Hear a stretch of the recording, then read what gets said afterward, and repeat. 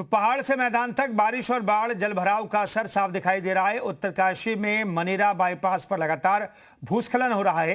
पहाड़ी से मलबा और भारी बोल्डर गिरने के कारण प्रशासन ने सुरक्षा के लिहाज से मार्ग बंद कर दिया है। वाराणसी में गंगा का जलस्तर लगातार बढ़ रहा है। 84 घाटों का संपर्क टूट चुका है और कई मंदिर पानी में डूब चुके हैं। तेज बहाव के चलते नाव संचालन भी बंद है।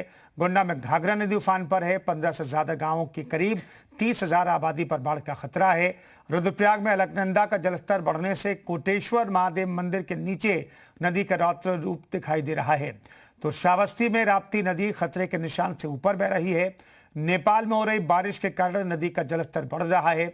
इसके अलावा रायबरेली में जलभराव के चलते मरीजों और तीमारदारों को खासी परेशानी हो रही है।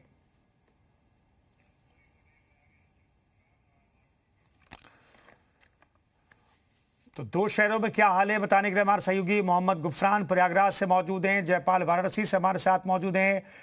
गुफरान, गंगा और यमुना का जलस्तर तेजी से बढ़ रहा है। शहर को खतरा है कि आने वाले दिनों में, लेकिन इन सब के बीच बारिश हो गई है तो उससे तो लगता है कि हर जगह लबालब पानी से भरा हुआ है। बिल्कुल, देखिए, एक तरफ गंगा और यमुना का जो जलस्तर है वो लगातार तेजी से बढ़ रहा है, जिसके चलते संगम का जो क्षेत्र है वो पूरी तरीके से जलमग्न हो चुका है। वहां पर अलर्ट घोषित किया गया है। प्रशासन की तरफ से ये कह दिया गया है कि जो पुरोहित हैं, जो घाटियां हैं, जो नाविक हैं, वो सुरक्षित स्थानों पर चले जाएं। दूसरी तरफ बीती रात से प्रयागराज में जो बारिश हुई है लगातार, उस बारिश ने शहर वासियों को भी मुसीबत में डाल दिया है। अधिकांश इलाके शहर के जो हैं वो जलमग्न है। तस्वीरें जो हैं वो बता रही हैं कि किस तरीके से भारी बारिश के चलते लोगों को जलजमाव के बीच से ही गुजरने के लिए मजबूर होना पड़ रहा है। तस्वीर इस वक्त जो है वो हम आपको दिखाने की कोशिश कर रहे हैं। इन तस्वीरों को देख करके आप समझ सकते हैं कि एक शहर की आबादी है, सबसे पॉश इलाका जॉर्ज टाउन का माना जाता है। तमाम जजेस, तमाम हाईकोर्ट के बड़े वकील, तमाम IAS IPS जो रिटायर्ड रहे हैं, उनके यहाँ पर बंगले आवास हैं। लेकिन इस इलाके की जो सड़क है वो किस तरीके से जलमग्न है और इस पानी के बीच से ही लोगों को आने जाने के लिए सीधे तौर पर कहें तो मजबूर होना पड़ रहा है। राहगीरों को खासा मुश्किलें, दिक्कतें हो रही हैं। सुबह के वक्त में ज्यादा पानी था, इस लिहाज से तमाम जो स्कूली बच्चे थे उनको भी दुश्वारियां, दिक्कतें हो रही थी। तो ये शहर के सिर्फ ये जॉर्ज टाउन इलाके की तस्वीर नहीं, बल्कि तमाम दूसरे इलाके, यहाँ तक कि जो थाने हैं वो भी बारिश से बचे नहीं है। बारिश के चलते वो भी वहां पर भी पानी भरा और वहां पर भी जो फरियादी आ जा रहे हैं या फिर पुलिसकर्मी जो तैनात हैं, उन सबको दिक्कतें, मुश्किलें हो रही हैं। तो सीधे तौर पर कहें तो न सिर्फ गंगा और यमुना का जलस्तर प्रयागराज में लोगों के लिए मुश्किलों का सबब बनने वाला है, बल्कि जो बारिश हो रही है उसका जो पानी है शहर में वो भी दिक्कतें पैदा कर रहा है। जो तस्वीरें आज आई हैं वो बता रही हैं कि लोगों को इस बारिश के पानी ने किस तरीके से मुश्किलों में डाला है, घरों में कैद होने के लिए। प्रयागराज क्या हाल, आपने कई जगह से तस्वीरें भेजी और तस्वीरें हमने दिखाई अपने दर्शकों को। गुफरान, जयपाल का रुख कर लेते हैं। जयपाल, आप भी पानी के बीच खड़े हैं, कहां पर हैं आप? गंगा में तो खड़े नहीं है।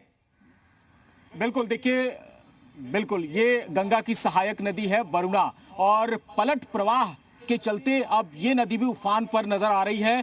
ये शास्त्री घाट का नजारा है जो हम आपको तस्वीरों के जरिए दिखा रहे हैं। हमने गंगा के 84 घाटों की तस्वीरें दिखाई, किस तरीके से नदी उफान पर है और रिहायशी इलाकों में अब पानी भरने लगा है। और अब ये पूरा इलाका देखिए, ये पूरा रिहायशी इलाका है, आबादी बहुत घनी है और अब पलट प्रवाह के चलते यहाँ पर पानी भरने का जो खतरा है वो मंडरा रहा है।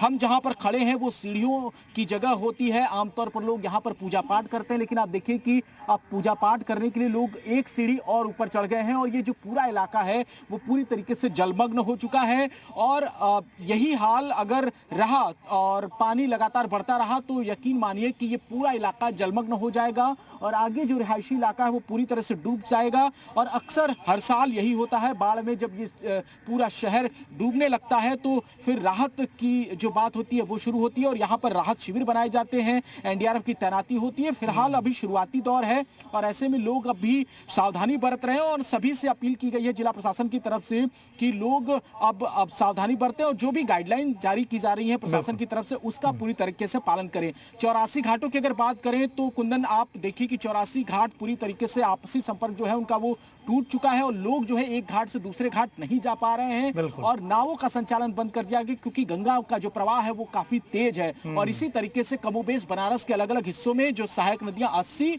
और वरुणा, यहाँ भी भी पलट प्रवाह का उफान देखा जा रहा है और इसके चलते पूरा जल भराव की स्थिति यहां पर भी नजर आ रही है। शुक्रिया आप जयपाल इस खबर पर जानकारी देने के लिए। आपका गुफरान, आपका भी धन्यवाद।